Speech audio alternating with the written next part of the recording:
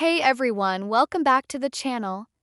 In this video, I'm going to show you how to upload longer reels on Facebook. So let's get started.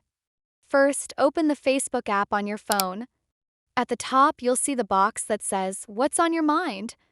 Tap on that. Now a new post window will appear. Here, tap on Photo/Video. This will open your phone's gallery. From here, select the longer video that you want to upload as a reel. For example, I'll select a video that's more than 1 minute long. Once the video is selected, tap on Next. Facebook will start processing the video for upload. After setting everything up, tap on Post Now.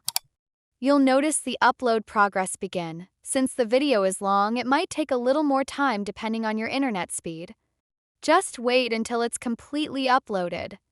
Once it's done, your longer video will appear directly on your Facebook timeline as a reel or video post.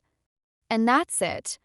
If you found this video helpful, don't forget to like this video, subscribe to the channel, and turn on the notification bell so you never miss out on my upcoming tutorials.